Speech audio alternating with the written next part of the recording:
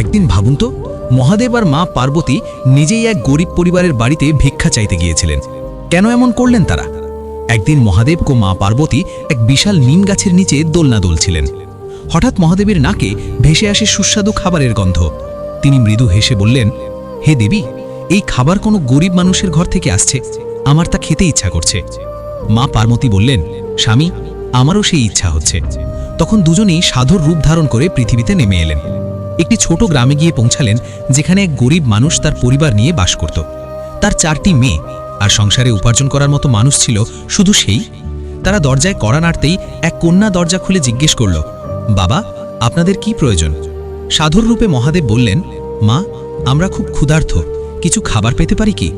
মেয়েটি এক মুহূর্ত দেরি না করে উঠোনে দড়ি বিছিয়ে তাদের বসালো এবং যা ছিল সব এনে পরিবেশন করল। মহাদেব ও মা পার্বতী ভালোবাসা দিয়ে সেই অল্প খাবারই গ্রহণ করলেন। খাওয়া শেষ করে মহাদেব আবার বললেন, মা, আর কিছু খাবার আছে?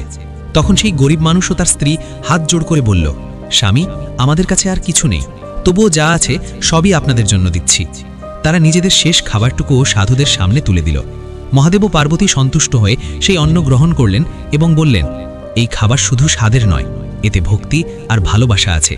সাধুরা চলে যাওয়ার পর 4টি মেয়ে থালা সরাতে গিয়ে অবাক হয়ে যায়। থালায় ভাতের জায়গায় ভরে আছে সোনার দানা। তারা দৌড়ে গিয়ে মা বাবাকে দেখায়। সবাই বিস্ময়ে আর আনন্দে ভরে ওঠে।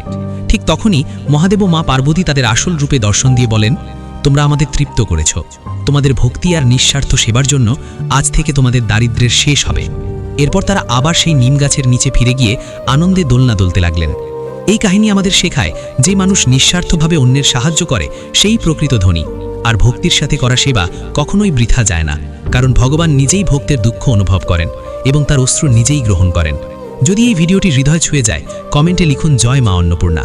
আর এমন সত্যভিত্তিক কাহিনী জানতে সাবস্ক্রাইব করে রাখুন।